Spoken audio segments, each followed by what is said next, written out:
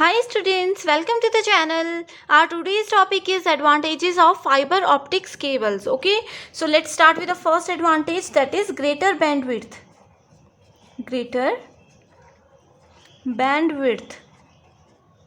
Okay, so the fiber optic cable provide more bandwidth as compared to copper wires. ठीक है, ये हम लोगों ने इंट्रोडक्शन वीडियो में भी डिस्कस किया था कि as we compare it with copper wires, it has greater bandwidth.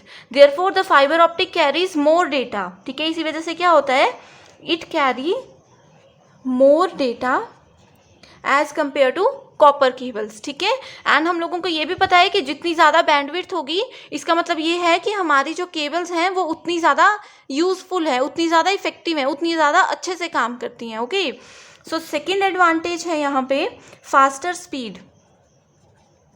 Faster speed. Okay, so fibre optic cable carries the data in the form of light. ठीक है, ये हमेशा लाइट के फॉर्मेट में काम करती है. ठीक है, अब जैसे कि हम लोगों ने एक जगह से दूसरी जगह पे डेटा ट्रांसमिशन करवाना होता है तो हम लोग ट्विस्टेड पेयर केबल्स यूज़ कर सकते हैं या फिर कोई और दूसरे टाइप की केबल्स जैसे कि कोएक्सियल केबल्स को यूज़ करते हैं अगर टीवी का कनेक्शन होगा. ठीक है, लेकिन अगर हम लोगों को लाइट ट्रांसमिट करवानी है, ठीक है, घर में भी हम लोग लाइट ट्रांसमिट करवाते हैं तो उसके लिए जो वायर्स यूज़ होती हैं उनको बोलते हैं फाइबर ऑप्टिक केबल्स. ठीक है, this allow the fibre optic cable to carry the signals at high speed. Okay, ये बेसिकली आपने बस ये याद रखना है कि लाइट को ट्रांसमिट करवाता है फास्टर स्पीड में. Okay, third point we have is longer distance. Longer distance. Okay, and yes, यहाँ पे एक पॉइंट और ध्यान रखना है कि कोई भी डेटा या कोई भी चीज़ अगर लाइट के फॉर्मेट में ट्रांसफ़र होती है तो उसकी स्पीड वैसे भी जनरली हाई हो जाती है. ठीक है, ये बहुत मेजर इंपॉर्टेंट पॉइंट है कि लाइट की फॉर्मेट में अगर कोई भी चीज़ को ट्रांसफ़र करवाते हैं तो उसकी स्पीड हायर ही होती है. ठीक है, उसका जो सिग्नल होता है, जो रेट होता है वो बहुत हाई हो जाता है. ओके, सो लॉन्गर डिस्टेंस का मतलब है the fibre optic cable carries the data at a longer distance as compare to copper cables. हमेशा आप लोगों ने फाइबर ऑप्टिक्स में एक ही ध्यान रखना है कि ये जो है वो बेस्ट है. ठीक है, बेस्ट है as compare to copper cables. ठीक है, तो हमेशा आप लोगों ने ये देखना है कि जो अगर उसके डिस्टेंस की बात करते हैं, बैंडविड्थ की बात करते हैं, स्पीड की बात करते हैं या फिर कोई भी रिलायबिलिटी हो गया, इन सब चीज़ों की बात करते हैं तो हमेशा वो कॉपर वायर से बेटर ही होंगे.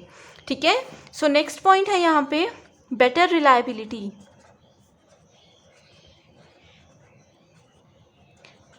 The fiber optic cable is more reliable than the copper cable as it is immune to any temperature changes while it can cause obstruct in the connectivity of copper cables. ठीक है, सो यहाँ पे इसकी reliability, किसी भी चीज़ की reliability को कैसे पता कर सकते हैं हम लोग कि वो हर कंडीशन में किस तरह से काम करती है. ठीक है, यहाँ पे डेटा ट्रांसमिशन हो रहा है तो उसके वो टेम्परेचर पे किस तरह से काम करती है. अगर टेम्परेचर बहुत हाई है तो क्या इन केबल्स को इफेक्ट पड़ेगा उस चीज़ का, या टेम्परेचर लो है तो क्या ये केबल्स प्रॉपरली काम करेंगी या नहीं करेंगी.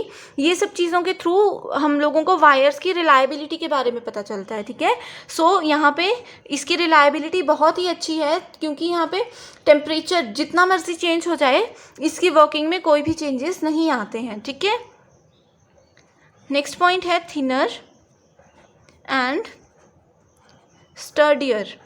ठीक है, thinner and sturdier. Okay, so fibre optic cable is thinner and lighter. Okay, this is also lighter in weight so it can withstand more pull pressure than copper cables.